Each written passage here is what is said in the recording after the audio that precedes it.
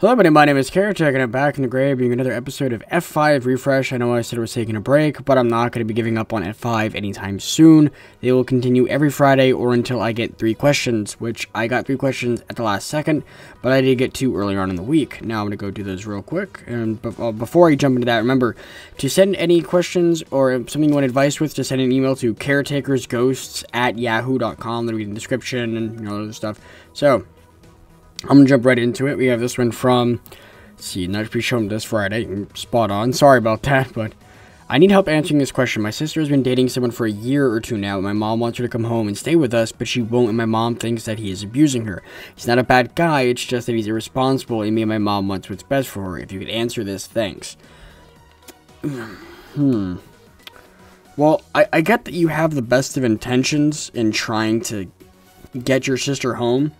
And I'm going to lay out a few possible scenarios of what you could do. One is you could just flat out just get her out of there. Just go get her, say you're coming with us, do it there.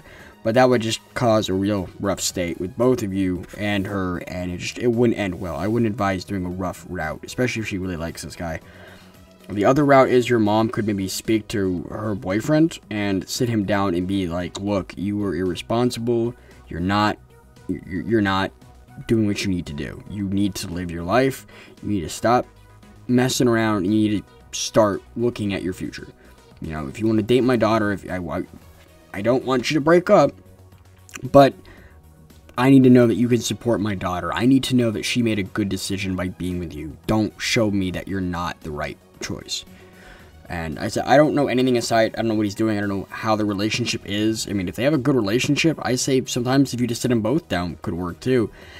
And just tell them flat out, you have to think about your future and your future together. And that means both of you have to be responsible.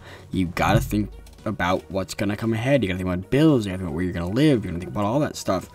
And, that's the best I could do. And I think that's probably the best option. You just sit them down and talk to them like, look, we're worried. Or hell, even pull her aside. Just pull one of them aside or pull them both aside and you just tell them flat out, like, we're worried about you. You were being irresponsible and I want you to take care of her. And if you're going to take care of her, you need to show us that it's something that you're willing to do. We need to know that you're willing to step up and provide for her, or her provide for him, or whatever they decide to do. But it's obvious someone needs to provide for someone, and they need to figure it out because, yeah. Now, I noticed you said that he might be abusing her, and I know I've met a lot of people who have dealt with abusive relationships, and I've had to get a lot of my friends out of abusive relationships. And I can tell you right now, it is one of the hardest things to do in the world. It really is, because they don't want to believe it. They just don't. I mean, I had a friend who was being regularly beaten, and she just refused. It wasn't even she was scared of him. She just didn't leave. She said she loved him, and that he cared, and we kept freaking out. So it almost came to us calling the cops on him, but luckily she finally snapped out of it and decided to leave him after he got caught cheating on her. And I guess that was the thing. I guess getting hit a couple times wasn't enough. And that's really scary to think that she was perfectly okay with him quite literally beating the hell out of her. He never hit her. He never did enough to where she'd really show it, but you could tell that something was off. And we knew that he was doing it. So it's definitely scary to think about. And I'm not going to say that I know what it's like. I've never been abused aside from, I've been cheated on, but I mean, aside from that, I've never really been abused. I've always witnessed it, and because of that, it's why it always resonates with me. It really makes me angry when I see a guy or a girl just beating up on their significant other. I mean, it makes no sense to me. Like, this is the person that you love, and if you don't love them and you're gonna hit them, then you don't deserve to be fucking anything. If anything, you deserve to be in jail. You don't deserve happiness if you're gonna beat the person who makes you happy. Like, what the fuck is wrong with you? And, there's no excuse for that. So, if he really is abusing her and y'all think that's the case, worst case scenario, call the cops. I mean, that is the most extreme case I can think of.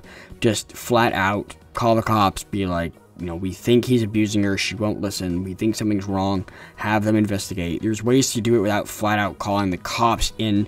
You can get a detective to investigate. There's a lot of stuff you can do if you're really, really desperate for that route, but I wouldn't I say if you do that because she does seem to like this guy, and I said I don't know what the relationship is. I don't know if she's just dating him and she's iffy, if she's just head over heels. But, you know, that's just one of the extreme cases you do. And another thing, like I said, you can pull each other aside, or you can just pull her aside and be like, is he hitting you? Is he physically or abusing? Is he physically or verbally abusing you? Is he saying things he's not supposed to say? You know, or just something to get something out of her. If she says yes or whatever, then, you know, call the cops. Again, extreme case. If you know for a fact that she's being abused and she won't, I hate to say it, but calling the cops, while extreme is a good option, just because sometimes an abusee just doesn't, it doesn't click, they don't get it, they think they deserve it, or they think they're not good enough for anyone else. And that's a lot of ways abusers stay above their victims, is by putting them down to a place and be like, oh, you'll never find anyone as good as me, you won't find anyone, you're lucky I'm with you. It's like, really, dude? Really? Like, you're gonna torture someone because you're a sad sack of shit who can't find anyone, so you just pick the first person you could abuse and you hold on to them for dear life? Like, that's not cool. That's not a relationship. That is disgusting. So, I said, I hope that helps. I said, I don't have a lot of personal experience aside from helping friends out, and all I can tell you is you gotta find a way to get it to click. If she is being abused, you gotta make that switch in her head click. You've got to get her to admit to herself that she is being abused and she needs to get away from this guy. If it's something serious, I mean, she's showing bruises, or she's walking funny, or she's talking and really shyly and she's not really herself, then you might take the extreme course, call the cops, and just tell them, hey, something's not right. My daughter, or in your case, my sister's acting weird, and we think her boyfriend's been abusing her. And they will go check. Trust me, they will go check. And I really hope that works out, and it is just he's irresponsible and he's not actually abusing her, because that's horrible to hear. I wish you luck. I really hope you can get through to her, and just all I can say is don't give up. I know it'll be I know it's the easy way out. It's just be like, well, you can't reach her. I mean, you're gonna keep trying, but you may get that point where you're just really frustrated because she won't listen. But you gotta keep trying. You gotta get it through her head that she needs to get away from this guy if she is being abused. And if she's not, or it's just him being irresponsible, then maybe pull them both aside. Take him out to dinner and just be like, you need to think about your future. You can't, I'm gonna assume the guy doesn't have a job, or he's at a crappy job. Like, you need to step it up. You cannot live on this, or you just can't do it. You need to provide and start looking at having a set goal, you know, somewhere you can go. So I hope that was helpful. I really hate to hear that. I hope she's okay, and I hope you guys can help her out. So, all right, we're gonna jump into the next question. Doesn't want the name said. So anyway, I've dealt with suicide in my family. I thought I was over it, but I talked about my lost loved one, my uncle, to someone I am somewhat close to, I think, and I started to cry. I usually try not to cry in front of people. I thought I was over it, but I'm clearly not. Sometimes I want to talk to my dad about it because it was hard on him too, but it's hard. I'm afraid he'll start getting upset too. I hate talking about it really, but then again, I want to get it off my chest. I don't get it.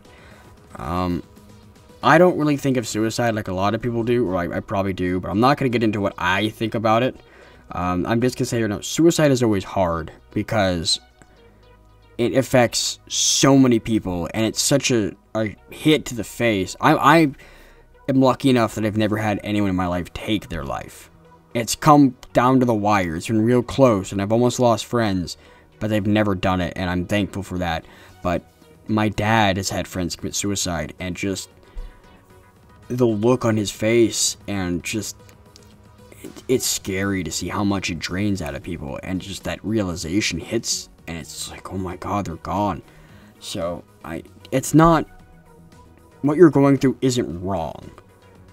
I know you're probably not trying to say that, like, what I'm trying to say is, like, you say you don't like to cry in front of people, but that's not a bad way, or a bad way to get it off your chest. It's not a bad way to let it out. The reason you probably broke down in front of your friend is because you're holding it in. Suicide is a big deal. It's a really big deal.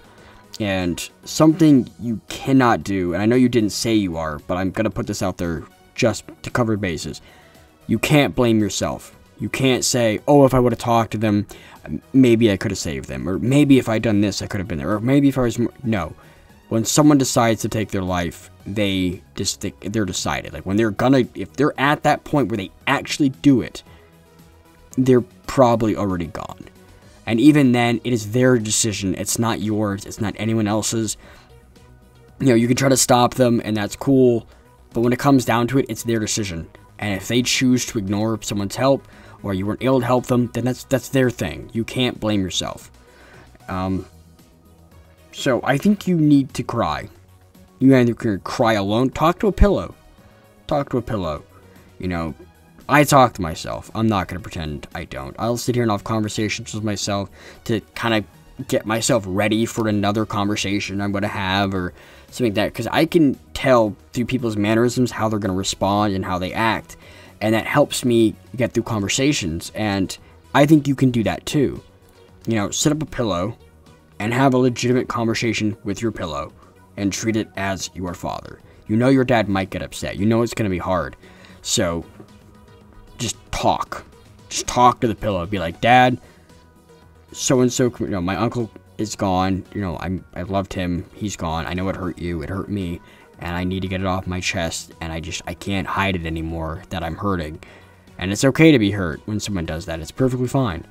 And you just need to cry. And the good thing about the pillow is when you're crying, you can use the pillow to muffle the crying. And like I said, you gotta cry.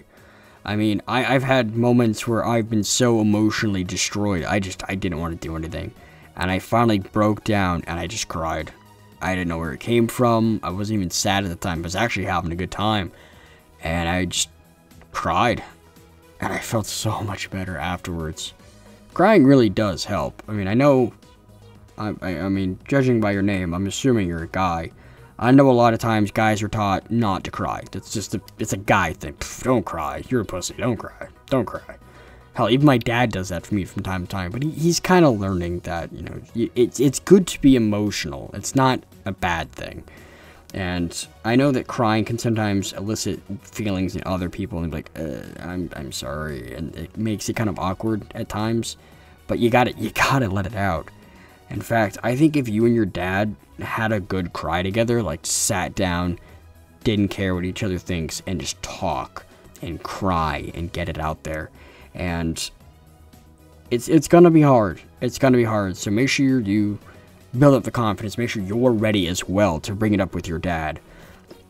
And I don't think it's a problem, to talk about it. And I know you said I hate talking about it really, but I think that's a good way to get it off your chest and get it out there. Because it's clear that you've been holding this in, that you're hurting.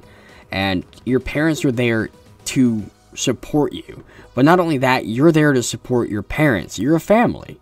And it's obvious that it's affected your whole family and that he was close with you all. And I think if you just grab your dad, say, hey Dad, look, I really need to talk. Can we go somewhere or can we chill?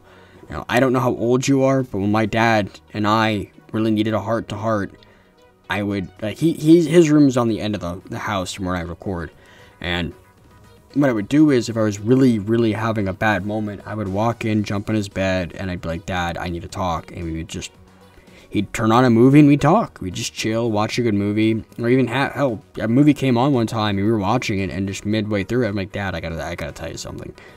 And we just had a heart-to-heart. We watched a movie for an hour, we hugged, and then he made some food, and we just chilled.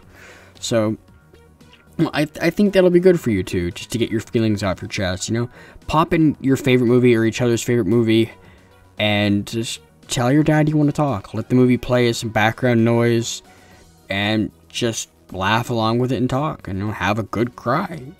Make sure you're there for each other. If he looks like he's about to cry, just be like, it's okay. I want to too. It's rough. It really is. And I'm sorry to hear that and for your loss. But you gotta cry, man. You gotta cry. I mean, it's never wrong. It really isn't wrong. And if your dad gets upset, you never know. It might actually make him feel better too, getting to talk to you about it. And I mean, you're his son. More than likely, he's gonna be okay with talking to you. He'll probably be happy that you spoke to him about it. I mean, it's a big deal. So, and if he does, I'm gonna tell you right now, if he does get upset that you brought it up or it takes it the wrong way, I 100% apologize.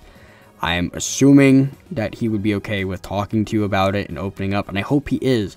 But I know some parents might get angry, and I really hope that's not the case. So, I think you'll do fine though, but I don't know your dad, and I like to cover all the bases, so Like I said, if this, I'm going to say, and just kind of wrapping all this up for this question, would be use your own judgment. If you know your dad doesn't handle emotional stuff well, or he tends to lash out, maybe hold on to it yourself for a little bit until it's a good time to talk to him about it if you want to.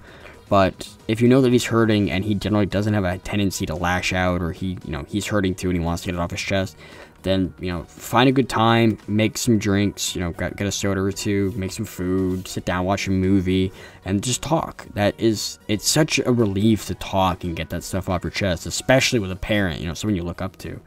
So, good luck. I hope in the conversation, I hope it all goes well. Like I said, practice with a pillow, talk in the mirror, just get a feel for the conversation. Cry, let it out.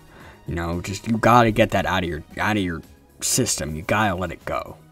So let me go ahead and I hope that helps. I hope my advice helped you. I hope it goes well. So I'm gonna jump on the last question. Alright, so the last question is, do ghosts exist? Okay, and I'll put this out right now. This is not just an advice column. I mean, this is kind of an advice thing too, but you can ask me just about anything, within reason. I mean, I'm not going to answer, like, do you like this color? I'll probably throw in a small thing, but I'm not going to make a big deal about it. But if you want to ask me, like, a big question like this, then yeah, I'll try and answer this too.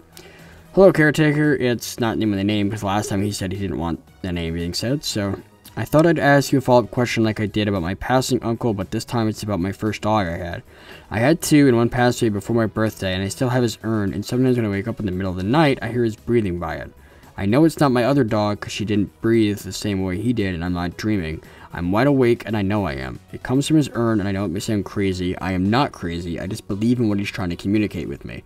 As well as sorta, and I've been on the Haunted Mansion a lot of Disneyland. It's one of my favorite rides, and I know it's just a ride and all, but sometimes I feel like that is what Walt Disney thought the afterlife was like, and sometimes I believe it myself.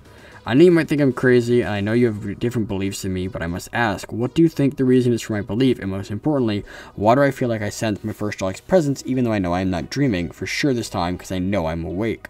What is going on? Anyways, I am about heading the grave. Thank you so much for listening. Welcome to town, everyone. Alright. So, as I told everybody, I don't believe in ghosts or any of that stuff. I want to believe. I'm not gonna pretend like ghosts existing wouldn't be fucking cool. When I was a kid, I used to be in ESP, Ghostbusters, Demons, all those folklore. I love that shit. Oh, I love it. So awesome. But I can't honestly say with the evidence that I've seen. And don't tell me, but what about those ghost hunting shows? You mean the ghost hunting shows where they freak the fuck out because the wind opened the window? Or blew a curtain aside? Or someone got spooked because they were in a dark room at night? No. I'm sorry. Half of those are so bogus it bugs the crap out of me. Well, we got scared shitless, but we can't say there's a ghost in there. I'm sorry. Like, I'm sure. Sorry, that was a tangent, but I hate those shows. But I honestly don't think ghosts are real. And if you really want... I'm no scientist. I'm no doctor, so I can't tell you where this is coming from. But,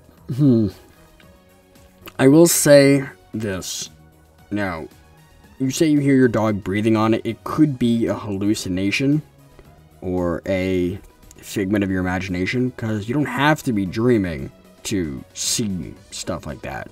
And I'm not saying you're crazy. I have hallucinations myself. It's something I have to deal with. I mean, it's an interesting idea of saying that Walt Disney thought the afterlife was a haunted mansion. That'd be kind of cool. I'd be cool with living in a haunted mansion as a ghost. So there's something you brought up, and I want to bring this up, because I saw this on my page too, as my co-admin was talking about ghosts and wanting to record ghosts, and someone was like, well, it's not my belief that they exist. I don't think they do, but I think it'd be kind of cool. I'm not naming names. But it got me thinking about that. No matter what my beliefs are, and in that case, like, I don't think your beliefs have anything to do with that. Like, if you openly go out of your way to state, well, I don't believe that. So, you know, like, the only reason I brought up the fact that I'm an atheist and everything else is to put it clear on the line where I stand. I'm not going to pretend like I don't have a bias, like, oh, I don't believe in that. I'm giving a reason why, because I just don't believe in that stuff. I'm not trying to rub it in anyone's faces or say, fuck your beliefs, you're not allowed to believe that. I think it's good that you believe in this stuff. I think it's awesome. Don't let anyone ever take what gives you hope away from you. If you're a Christian, if you're Hindu, if you're Islamic, I don't give a fuck what you are. If what you believe in makes you happy, gives you hope, and helps you cope with whatever it is in your life, then I say go for it. As long as you're not ramming it down anyone's throat and you're polite about it, I say awesome. Because there's no reason to bash on someone for doing that. Even if you think they're fucking insane. If it helps them cope and it makes them happy and they're not bouncing it all over your face and spamming your wall with it, then let them be. I think that's perfectly okay. So don't take me saying I don't believe in it as me saying you're crazy. I want to believe in ghosts so fucking bad. I do. But I'm a logical person. I can't honestly say that from what I've seen and the evidence I've been shown that they do exist. I'd love to say they do though. But, you know, don't ever let someone say that, you know, that's... Don't let anyone take that away from you, you know? So, as for what's going on with you, it could be... I'm going to say right out, it could be stress. I think that's probably the biggest factor right now, is that you're just really stressed out and you're grieving. And that may cause you to see things and hear things that aren't actually there. I mean... I've woken up, I've actually been at this desk right now, and I've turned off, and out of the corner of my eye, I've seen a black figure outside my door looking in at me. And I'm not gonna lie, it scared the fuck out of me. I mean, there's actually a video, I can't remember which one it was on the old channel, where you can actually hear me scream in the middle, which I didn't scream loud, I was like, holy fuck! But like, I just yelled out of nowhere. I didn't really bring it up, but I just kind of yelled, and I said, oh, sorry, I spooked myself or something like that. And that was one of those instances. I wasn't paying attention. I looked off out of the corner of my eye and I saw something there. Which is why I'm saying that when you're stressed out and everything else, it's very possible that you could be hallucinating. And I know some people would think, oh, that's bad, you should go see a doctor, that's bad. But think of it this way. You get to hear, if it helps you, you get to hear your dog again. You know, I think that you said right here, I hear his breathing by it. I know it's not my other dog because she didn't breathe the same way. And hello, Easy. Hello, like a cat has decided to join me. I apologize. He just jumped right in for the mic. But as we're saying, I think that's kind of cool that happens, because in a weird way, Weezy, please don't step on the keyboard. Oh God, I'm so sorry about this, but in a weird way, it's your way of keeping him in your life. Think of it not as a hallucination. Don't think of it as, you know, or think of it whatever you want to think of it as, but think of it as like a memory, you know, just, it's a personified, I shouldn't say personified, but it's a memory that's taken on a form of its own. You know, that's basically what it is. It's a memory of this person and the dog that you have taken a liking to, and your mind has decided like, hey, guys, this meant a lot. He needs to hear. Like, let's make your brain a person, or people for that matter, especially with that new movie Inside Out coming out. Oh God, I want to see that movie. But it's just imagine your brain is saying, hey, this meant a lot to him. We don't want to lose this memory. It makes him happy. Send it out. Like, get that signal. Like, let him hear that sound again. It could be your mind playing tricks on you, and I know some people will see that as a bad thing. I see that as a cool thing. In a weird way, your brain is trying to keep that memory alive. It's trying to say, like, hey, he's still here. Or, hey, he's trying to talk to you. Or, hey, he misses you. And I know people are going to call me crazy for saying that, but, you know, if you think of it that way and you keep your beliefs and you just use that to bring yourself to a positive state, like, don't think it as a negative. Don't think of, oh, I hear his breathing and he's not here. Think of it like, I hear his breathing. It's like he's here again. You know? And that way, even though he's gone, he can still be there for you. And it can be a pleasant memory.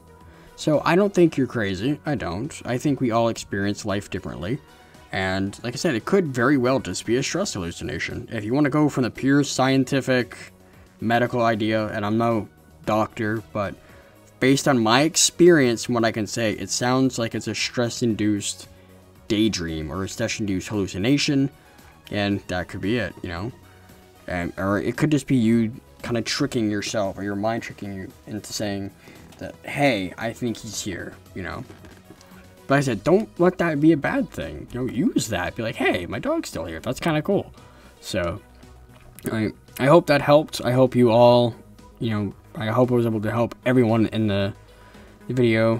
Thank you all so much for sending in those questions. I really do like doing this stuff. It's nice to just kind of sit down and talk and relax and get to know y'all and help you out with stuff you got going in your life. Because I know when I was growing up, I never really had that. I didn't have anyone to go talk to. It was not until I was much, much older that me and my dad got to a point where I could just tell him anything.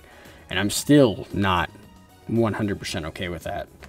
Because there's just something I like to keep to myself. But, you know, anyway, enough rambling. Remember, if you want to send in a question for next Friday, or if I get 3 to 4 more questions, just send them an email to caretakersghost@yahoo.com.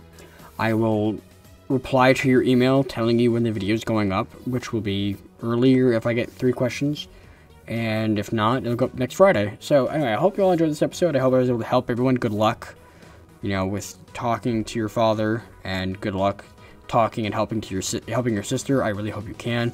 And, you know, just use that memory, you know, make it a pleasant one. I think that will help you a lot. But anyway, I'm going to be out of the grave. Thank you all so much for watching. Welcome to town, everyone.